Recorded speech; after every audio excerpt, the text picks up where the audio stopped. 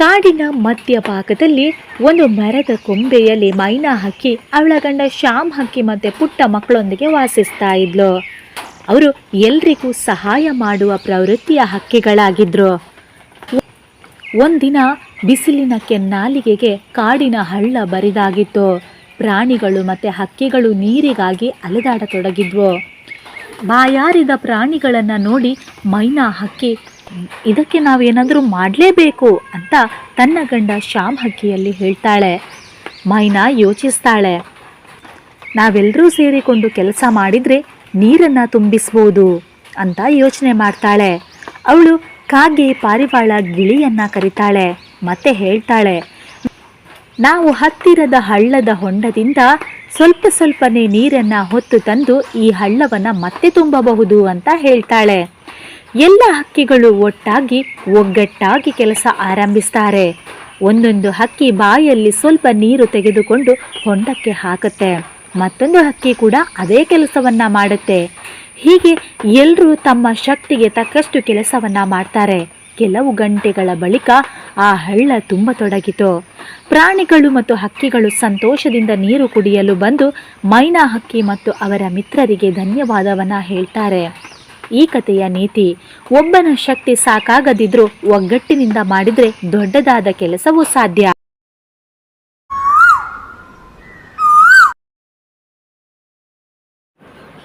ಒಂದು ಹಳೆಯ ಕಾಡು, ಹಸಿರು ಹಣ್ಣಿನ ಮರಗಳು.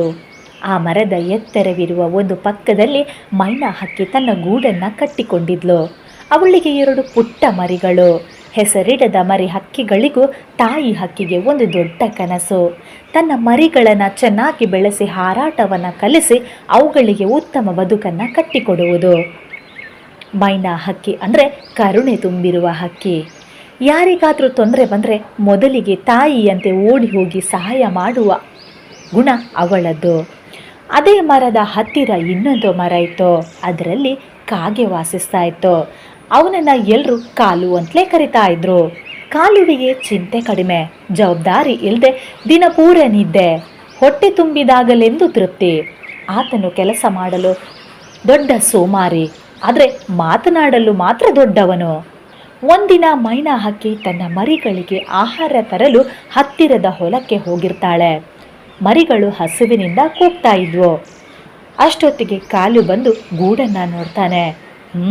ಈ ಪುಟ್ಟ ಮಕ್ಕಳು ಎಷ್ಟು ಮುದ್ದಾಗಿವೆ, ಗೊಂಬೆಗಳ ಥರ ಇದೆ, ನಾನೇನಾದರೂ ತಿನ್ಬಹುದಾ ಅಂತ ಆಸೆಯಿಂದ ಗೂಡನ್ನು ನೋಡ್ತಾನೆ. ಆದರೆ ತಾಯಿಯಾದ ಮೈನಾ ಹಕ್ಕಿ ಅದನ್ನು ದೂರದಿಂದಲೇ ಗಮನಿಸ್ತಾಳೆ. ಕಾಲು, ಏನು ಮಾಡ್ತಿದ್ದೀಯಾ ಅಲ್ಲಿ? ನನ್ನ ಮಕ್ಕಳಿಗೆ ನಿನ್ನ ಕೆಟ್ಟ ಗುಣವನ್ನು ತೋರಿಸಬೇಡ ಅಂತ ದೂರದಿಂದಲೇ ಮೈನಾ ಹಕ್ಕಿ ಹೇಳ್ತಾಳೆ. ಕಾಲು ತಕ್ಷಣವೇ ನಗ್ತಾನೆ.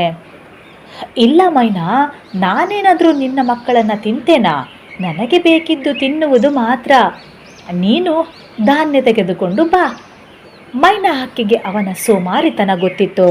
ಆದರೂ ಅವನಿಗೆ ಒಂದು ಆಹಾರವನ್ನು ತಂದುಕೊಟ್ಲು. ಕಾಲು ತಿಂತ ಆ ಮರದ ಕೆಳಗಡೆ ಕುಳಿತುಕೊಳ್ತಾನೆ. ಕಾಲಕ್ರಮೇಣ ಗಾಳಿಯ ಋತು ಬಂದಿತು. ಮೋಡಗಳು ತುಂಬಿ ಮಳೆ ಬರುವ ಸನ್ನಾಹ. ಬೆಟ್ಟದ ಮೇಲಿನ ಬಲವಾದ ಗಾಳಿಯಿಂದ ಮರಗಳು ನಡುಗುವಂತಾಗ್ತಾ ಇತ್ತು.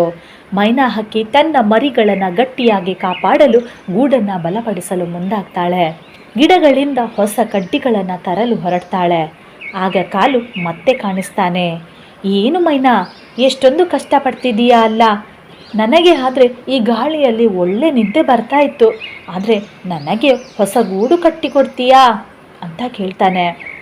ಅದಕ್ಕೆ ಮೈನಾ ಹಕ್ಕಿ ನಗ್ತಾ ಹೇಳ್ತಾಳೆ, ನಿನ್ನ ಕೈಕಾಲೇನು ಸವಿದು ಹೋಗಿದೆಯಾ?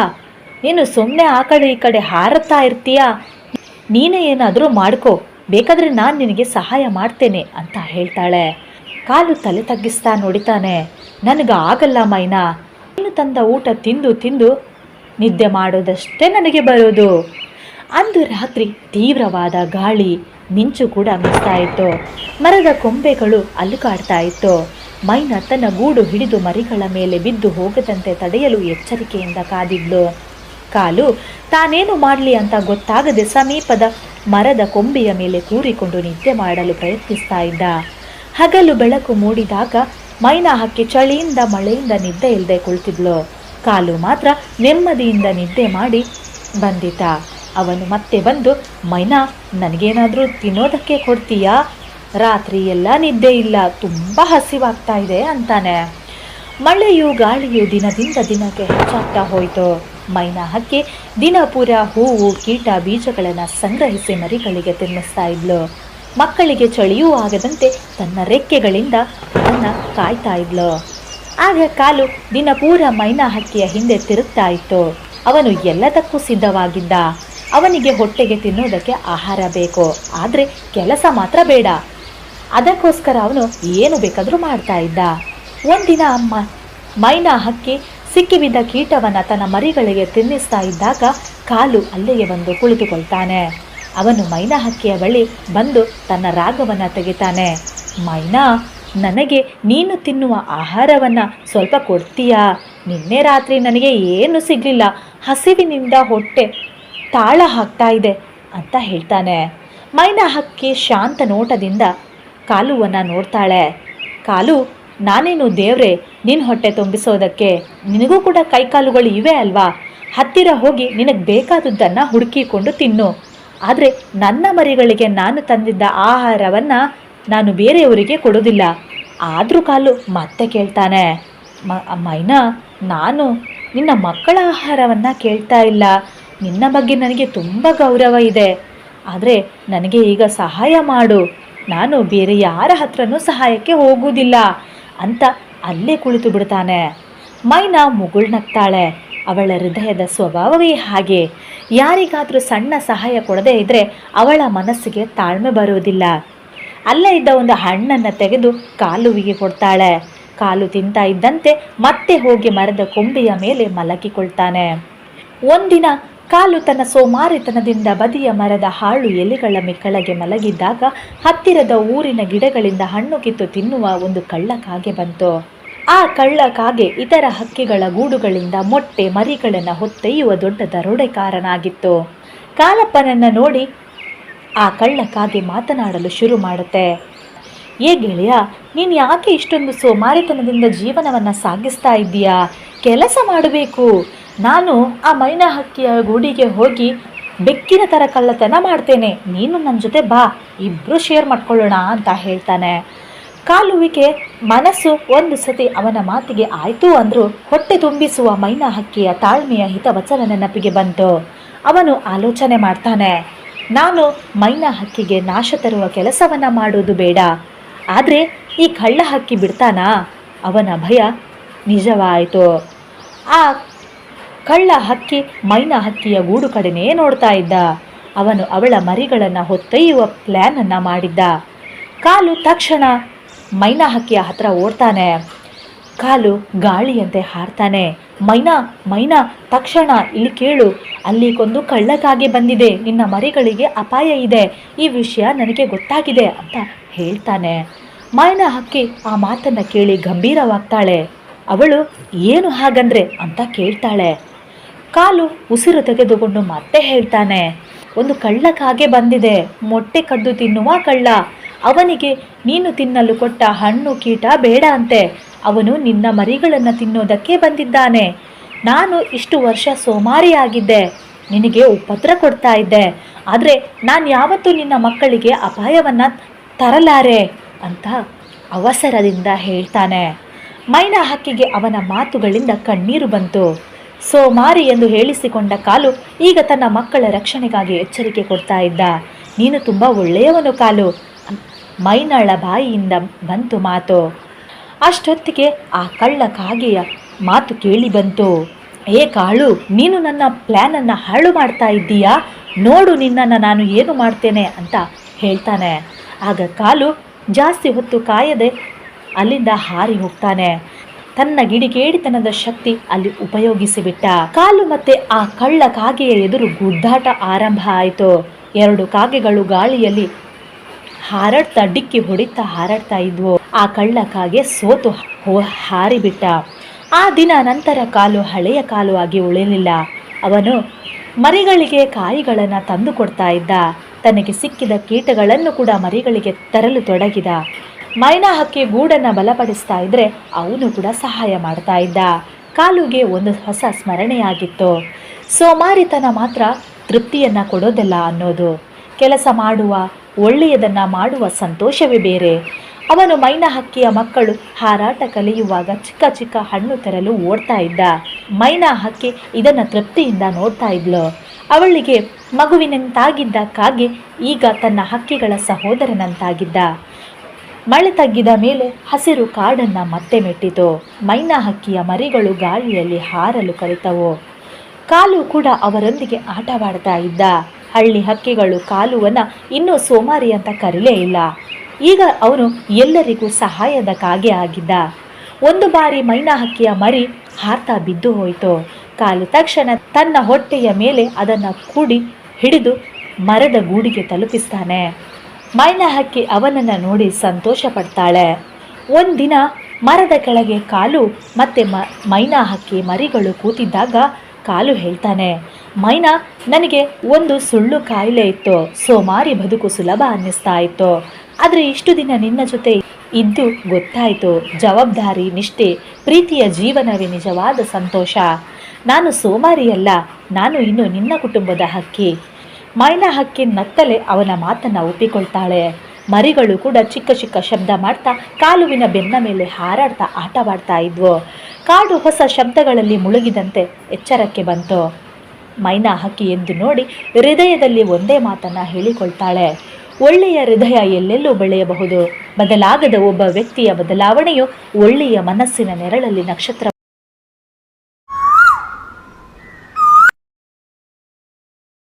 ಆಕಾಶಕ್ಕೆ ತಲುಕು ಹೊಯ್ದ ಹಸಿರು ಕಾಡಿನ ಮಧ್ಯದಲ್ಲಿ ಒಂದು ಪುಟ್ಟ ಹಳ್ಳಿ ಇತ್ತು. ಹಳ್ಳಿ ಎಷ್ಟೋ ಮರಗಳಿಂದ ಸುತ್ತುವರೆದಿತ್ತು. ಹಳ್ಳಿಯ ಗಡಿ ಪಕ್ಕದಲ್ಲಿ ಹಳೆಯ ಬಿಳಿ ಹೂವು ಮರದ ಮೇಲೆ ಮೈನಾ ಹಕ್ಕಿ ತನ್ನ ಕುಟುಂಬದೊಂದಿಗೆ ಸಂತೋಷದಿಂದ ವಾಸಿಸ್ತಾ ಇದ್ಲು. ಹಳ್ಳಿಯ ಅವಳನ್ನು ಪ್ರೀತಿಯಿಂದ ಒಳ್ಳೆಯ ಹೃದಯದ ಹಕ್ಕಿ ಅಂತಲೇ ಕರಿತಾ ಇದ್ರು. ಯಾಕಂದರೆ ಅವಳು ಎಲ್ಲರಿಗೂ ಸಹಾಯವನ್ನು ಮಾಡ್ತಾ ಇದ್ಲು. ಯಾವ ಹಕ್ಕಿಗೂ ಊಟ ಇಲ್ಲದೆ ಇದ್ದರೆ ಮೈನಾ ಹಕ್ಕಿ ತನ್ನ ಪಾಲಿನ ಒಂದು ಭಾಗವನ್ನು ಹಂಚಿಕೊಳ್ತಾ ಇದ್ಲು. ಅದೇ ಮರದ ಕೆಳಭಾಗದಲ್ಲಿ ಜೋರು ಧ್ವನಿಗೆ ಹೆಸರಾಗಿದ್ದ ಕಪ್ಪು ಮೈಯ ಹಳೆಯ ಕಾಗೆ ವಾಸಿಸ್ತಾ ಇತ್ತು. ಅವನಿಗೆ ಎಲ್ಲರೂ ದೂರದಿಂದಲೂ ಭಯಪಟ್ಟಿದ್ರು. ಯಾಕಂದರೆ ಅವನು ಸತತ ಕಳ್ಳತನ, ಮೋಸ, ಜಗಳವನ್ನು ಮಾಡ್ತಾ ಇದ್ದ.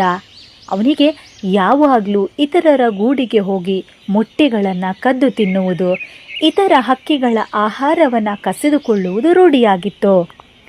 ಒಂದು ದಿನ ಬಿಸಿಲು ತೀವ್ರವಾಗಿತ್ತು. ಮೈನಾ ಹಕ್ಕಿ ತನ್ನ ಮರಿಗಳಿಗೆ ಹುಳವನ್ನು ಹಿಡಿದು ತರಲು ಹತ್ತಿರದ ಹೊಲದ ಕಡೆಗೆ ಹಾರಿದ್ಲು. ಅಲ್ಲಿಂದ ಮೈನಾ ಆ ಮರದ ಕೆಳಗಿರುವ ಒಂದು ಹಾವನ್ನು ನೋಡಿ ಭಯದಿಂದ ವಾಪಸ್ ತನ್ನ ಗೂಡಿಗೆ ಹಾರ್ತಾಳೆ. ಅವಳ ಚಿಕ್ಕ ಮಕ್ಕಳು ಗೂಡಿನೊಳಗೆ ಅವಿತುಕೊಂಡಿದ್ರು.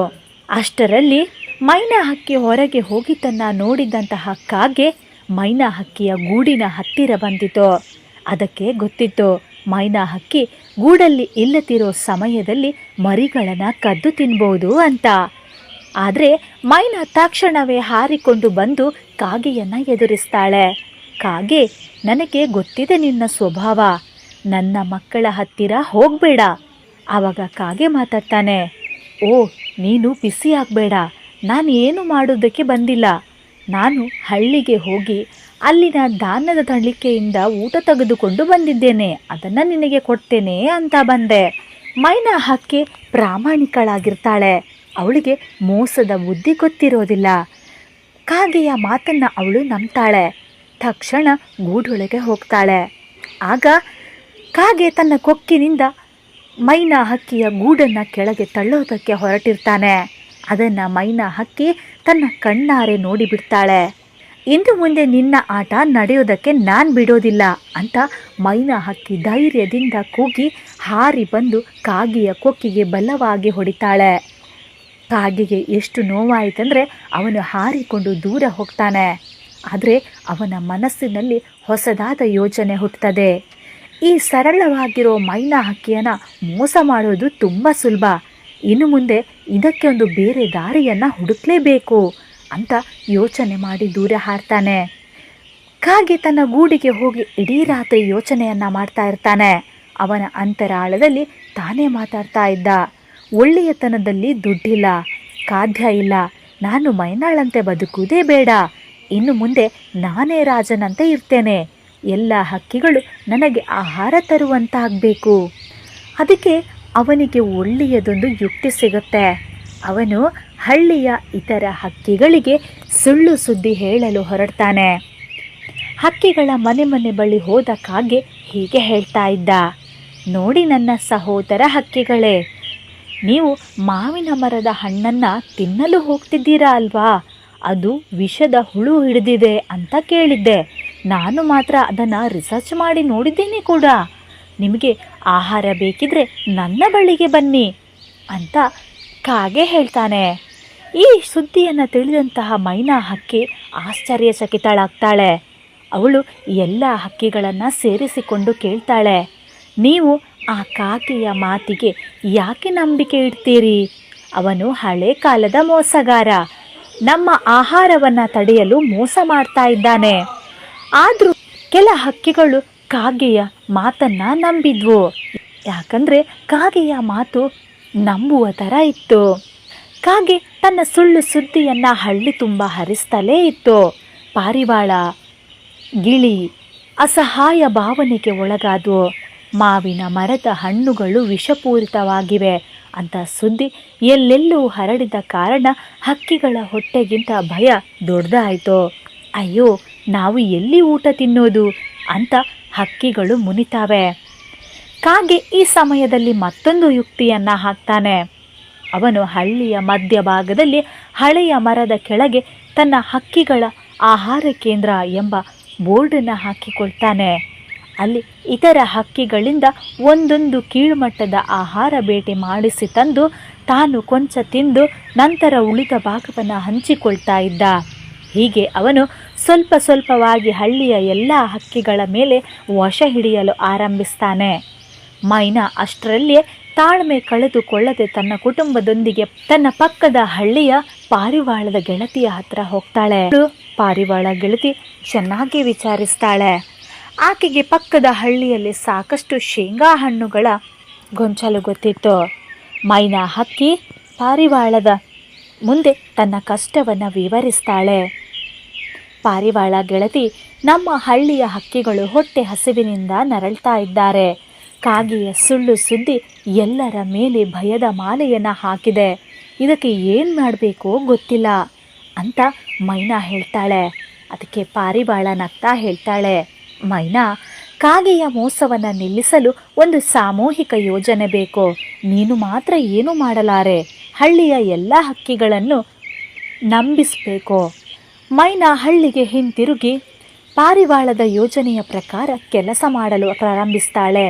ಮೊದಲು ಅವಳು ಪಾರಿವಾಳ, ಗಿಳಿ ಎಲ್ಲರ ಜೊತೆ ಮಾತನಾಡ್ತಾಳೆ. ನೋಡಿ, ಕಾಗೆಯ ಸುಳ್ಳನ್ನು ನಂಬುವುದನ್ನು ಬಿಟ್ಟು ನಾವು ಮರಕ್ಕೆ ಹೋಗಿ ಹಣ್ಣು ತಿನ್ನಬೇಕು. ನಾನು ಹೋಗಿ ತಿಂದು ತೋರಿಸ್ತೇನೆ. ನನ್ನ ಮೇಲೆ ನಂಬಿಕೆ ಇರಲಿ.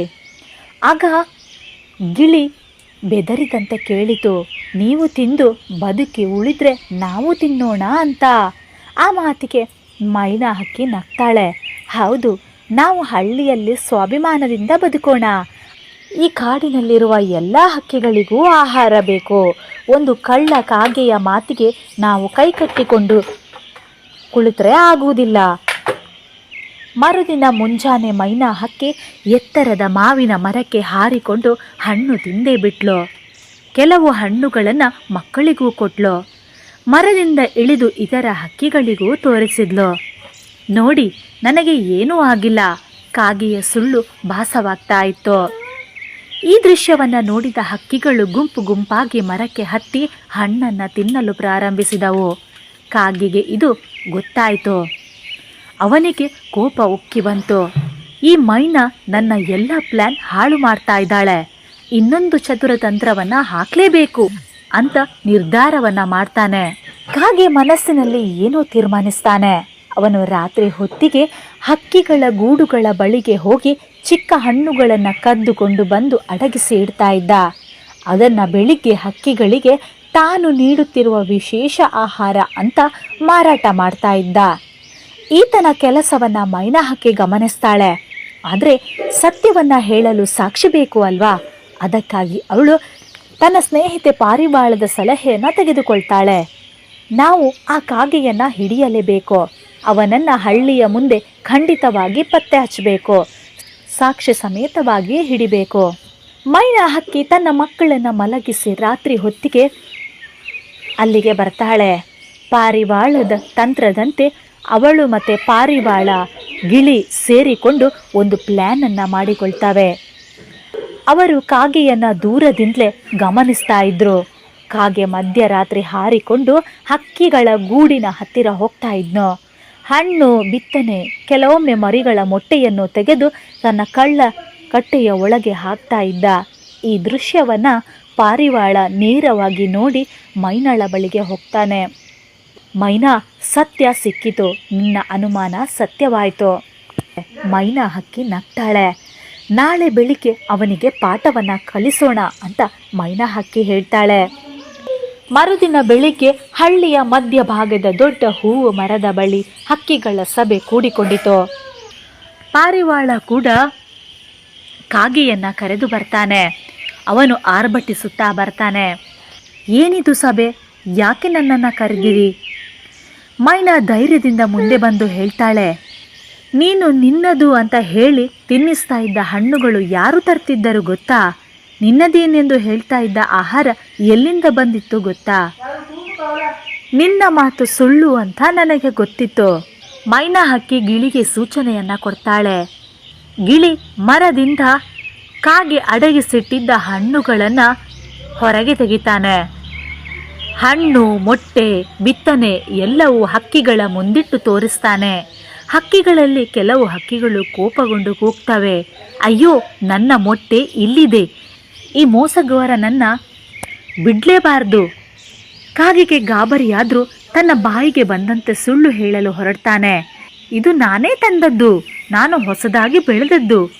ಆಗ ಮೈನಾ ಹಕ್ಕಿಯ ಪಾರಿವಾಳ ಗೆಳತಿ ಅಲ್ಲಿಗೆ ಬಂದು ಶಾಂತವಾಗಿ ಹೇಳ್ತಾಳೆ, ಕಳ್ಳತನ ಮಾಡುವವನಿಗೆ ಯಾವ ಮನಸ್ಸು ಶಾಂತವಾಗಿರಲ್ಲ. ಸುಳ್ಳು ಹೆಚ್ಚು ದಿನ ಉಳಿಯಲ್ಲ, ಸತ್ಯ ಮಾತ್ರ ಉಳಿಯೋದು.